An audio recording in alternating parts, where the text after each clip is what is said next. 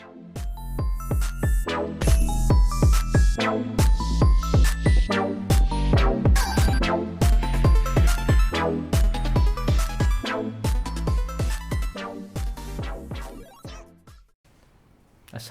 warahmatullahi wabarakatuh. Waalaikumsalam warahmatullahi wabarakatuh. Halo dulurku semua. Semoga yang mendengarkan podcast ini selalu mendapat kesehatan dan diberi kesehatan ya. Jumpa lagi dengan saya podcaster terserah di acara podcast kesayangan kita semua, yaitu Bisik Tetangga, yaitu bincang asik tentang keuangan negara. Di episode kelima ini kita akan membahas sesuatu yang sedang terjadi di KPPN Ketapang ini ya Pak, yaitu tentang wilayah birokrasi bersih dan melayani atau yang disingkat WBBM. Nah, sebagai pengantar ini saya akan menjelaskan sedikit tentang perjuangan KPPN Ketapang dalam meraih WBBM ini. Tentu bukan suatu perjuangan yang mudah dan singkat. Dimulai dari tahun 2017, KPPN Ketapang ini mencanangkan zona integritas. Dan kemudian pada 2019 ini, KPPN Ketapang berhasil untuk menyabet wilayah bebas korupsi atau WBBK. Dan diharapkan pada tahun ini kita dapat meraih predikat WBBM. Amin. Untuk pembahasan selanjutnya, lebih rinci terkait WBBM, kita kedatangan narasumber terpercaya. Nah, kenapa terpercaya? Karena beliau merupakan penanggung jawab langsung atau PIC WBBM ini untuk KPPN Ketapang. Siapa lagi kalau bukan Pak Eka Dadi Kurnia, Kepala Seksi Verifikasi Akuntansi dan Kepatuhan Internal KPPN Ketapang. Halo Pak Eka, bagaimana kabarnya Pak? Alhamdulillah baik Mas Ardi. Gimana kabarnya Mas Ardi? Alhamdulillah juga Pak, sangat sehat dan sangat bugar. Nah, tanpa basa-basi kita akan langsung ke pokok materinya Pak. Ya. Tentang tanggung jawab aja, ini santai mengenai WBBM ini.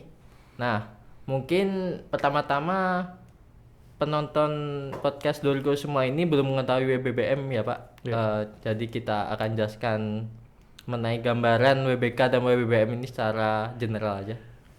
Oke, sebelum kita ataupun saya menjelaskan tentang WBK WBBM ini, kita jelaskan dulu kepada dulurku nih. Mungkin ada yang belum tahu dari kepanjangan dari WBK dan WBBM ini. Jadi WBK sendiri kepanjangannya adalah wilayah bebas dari korupsi. Itu merupakan predikat yang diberikan oleh Kemenpan RB terhadap unit kerja, dan kemudian untuk WBBM sendiri adalah wilayah birokrasi bersih dan melayani.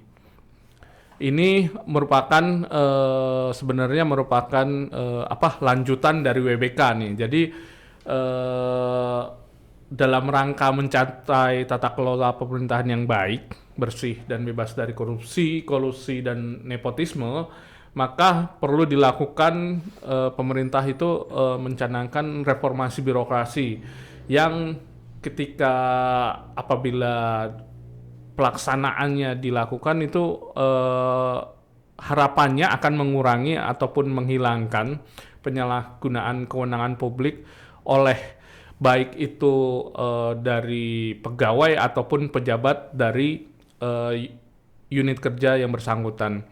Nah, sedangkan reformasi birokrasi sendiri itu juga sudah masuk di dalam Strategi Nasional Pencegahan Korupsi atau Perpres Stranas PK. Itu yang diatur melalui Peraturan Presiden Nomor 54 Tahun 2018. Untuk WBK sendiri, ini merupakan predikat, tadi sudah saya jelaskan bahwa predikat yang diberikan oleh Kemenpan RB kepada unit kerja atau kawasan yang memenuhi sebagian besar syarat-syarat dari manajemen perubahan ataupun penataan tata laksana, penataan sistem manajemen SDM, dan penguatan akuntabilitas kerja. Nah, itu sebenarnya ada 4 pengungkit, kita menyebutnya pengungkit. Jadi itu yang harus dipenuhi oleh unit kerja yang akan memperoleh predikat WBK. Yang kemudian ketika mereka sudah memperoleh WBK, maka selanjutnya adalah menuju ke predikat WBBM, yang mana di WBK kepada WBBM ini ada penambahan 2 pengungkit, yaitu di penguatan pengawasan dan peningkatan kualitas pelayanan publik. Jadi setelah mereka bebas dari korupsi, mungkin dikuatkan lagi pengawasannya ke depannya. Lalu selain daripada bebas korupsi, juga harus pelayanannya juga harus ditingkatkan nih, karena nggak mungkin kan kita bebas korupsi tapi pelayanannya kurang baik. Nah, itu mungkin beberapa penjelasan terkait WBK WBBM. Wah, sudah jelas sekali ya Dulur Q. Nah, mungkin pertanyaan selanjutnya, apa predikat PBK dan WBBM ini dapat diraih secara sekaligus, Pak? Ya, tadi saya sudah sebutkan bahwa ini sebenarnya bertahap. Dari sebenarnya diawali dari zona integritas, yang mana setelah suatu unit kerja sudah mulai dari zona integritas, baru mereka akan berjuang nih untuk mendapat predikat WBK, yang kemudian setelah mendapat predikat WBK tadi, unit kerja juga akan dimasukkan lagi nih, dinilai lagi nih untuk dapat menjadi predikat WBBM, sehingga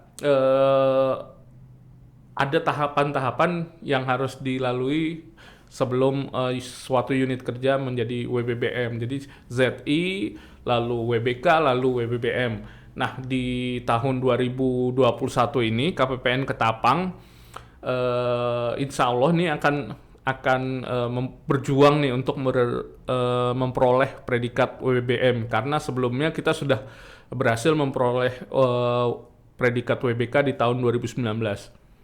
Wah, jadi penasaran nih, Pak. Jadi langkah apa saja sih yang sudah dilakukan KPPN Ketapang, Pak? Ya, untuk KPPN Ketapang ini yang sudah dilakukan dalam rangka memperoleh predikat WBBM ini, kita sudah pertamanya pasti kita mulai menyusun rencana kerja, apa saja yang harus diperbaiki, apa yang saja yang harus ditingkatkan, harus dibuat gitu. Nah, setelah rencana kerja dibuat, kita lalu mulai pembentukan tim. Jadi pembentukan tim ditunjuk tiap-tiap personil ataupun PIC dari 6 pengungkit tadi, agar bisa fokus nih masing-masing menjalankan langkah-langkah di tiap pengungkit tadi.